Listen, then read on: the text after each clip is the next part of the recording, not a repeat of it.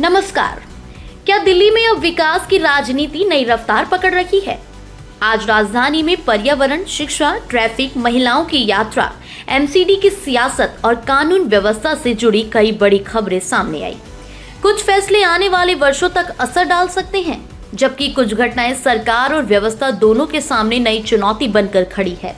शुरुआत करते हैं उस खबर से जिसका असर पूरी दिल्ली पर पड़ सकता है। दिल्ली सरकार ने वर्ल्ड बैंक के साथ 8,300 करोड़ रुपए की स्वच्छ हवा स्वस्थ दिल्ली परियोजना शुरू की है।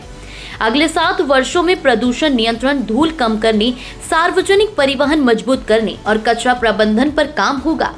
इसी कड़ी में 75 सीएम श्री स्कूलों में रेन वाटर हार्वेस्टिंग सिस्टम लगाने के लिए आईजीएल, शिक्षा निदेशालय और एहसास एनजीओ के बीच समझौता हुआ है। सरकार का दावा है कि इससे हर साल लाखों लीटर भूजल रिचार्ज होगा और बच्चों में जल संरक्षण की समझ भी विकसित होगी। उधर दिल्ली की हवा फिलहाल राहत भरी है। सीपीसीबी के अनुसार AQI 100 यानी संतोषजनक श्रेणी में दर्ज किया गया। हालांकि कुछ इलाकों में प्रदूषण अब भी चिंता का विषय बना हुआ है। ट्रैफिक, बस यात्रा और निवेश पर बड़ा फोकस। मुख्यमंत्री रेखा गुप्ता ने मांडी रोड को राष्ट्रीय राजमार्ग घोषित करने की मांग करते हुए इसे NHAI को सौंपने का आग्रह किया है। इससे दक्षिण दिल्ली, गुरुग्राम और फरीदाबाद के बीच यातायात आसान होने की उम्मीद है। महिलाओं के लिए भी बड़ा बदलाव आने वाला है। बता दें कि 1 अगस्त से DTC और क्लस्टर बसों में मुफ्त यात्रा केवल पिंक सहेली स्मार्ट कार्ड से मिलेगी। पेपर टिकट 31 जुलाई तक ही मान्य रहेंगे। इसी बीच उपराज्यपाल ने उद्योग जगत के साथ बैठक में द्वारका को नया निवेश और कारोबारी केंद्र बनाने की योजना पर जोर दिया, ताकि रोजगार और आर्थिक गतिविधियां बढ़ सके। दिल्ली विश्वविद्यालय में 71,000 सीटों के लिए 1.90 लाख से ज्यादा आवेदन पहुंच चुके हैं। दाखिले की दौड़ अब अंतिम चरण में है।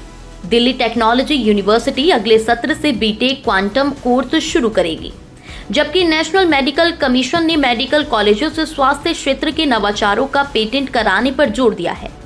उधर दिल्ली सरकार मिशन कर्मयोगी 2.0 के तहत कर्मचारियों को नागरिक केंद्रित प्रशासन और बेहतर सेवाओं का प्रशिक्षण देगी। सरकार ने विधायक अभय कुमार वर्मा को मुख्य प्रवक्ता और अनिल कुमार शर्मा और हरीश खुराना को प्रवक्ता नियुक्त कर सरकारी सूचनाओं को अधिक व्यवस्थित ढंग से जनता तक पहुंचाने की तैयारी भी की है। एमसीडी की 12 वार्ड समितियों के चुनाव के लिए तस्वीर लगभग साफ हो गई है। इस दौरान 10 समितियों में भाजपा और आम आदमी पार्टी के बीच सीधा मुकाबला होगा, जबकि 2 समितियों में निर्विरोध चुनाव तय माना जा रहा है। भाजपा ने इंद्रप्रस्थ विकास पार्टी और पहले आम आदमी पार्टी छोड़कर आए कई पार्षदों को अहम जिम्मेदारियां दी हैं। वहीं आम आदमी पार्टी ने करोल बाग जोन से अंकुश नारंग का टिकट काटकर नया चेहरा उतारा है। इसी बीच इंद्रप्रस्थ विकास पार्टी का भाजपा में विलय भी दिन भर चर्चा में रहा।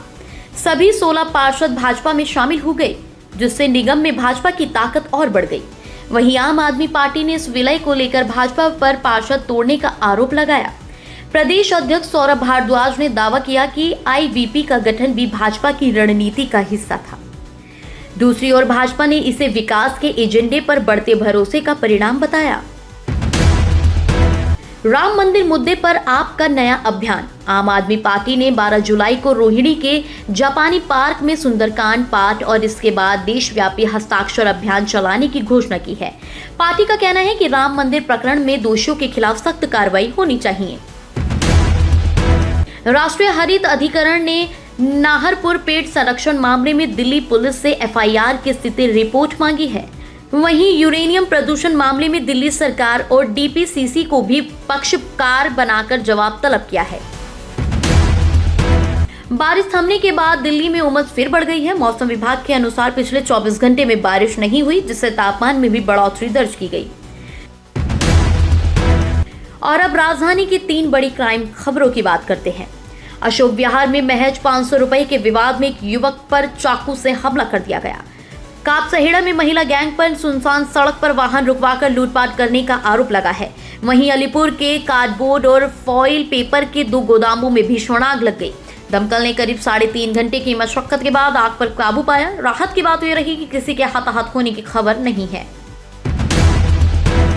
तो आज दिल्ली की तस्वीर में विकास की योजनाएं भी रही, राजनीति भी रही, पर्यावरण की चिंता भी और कानून व्यवस्था की चुनौतियां भी।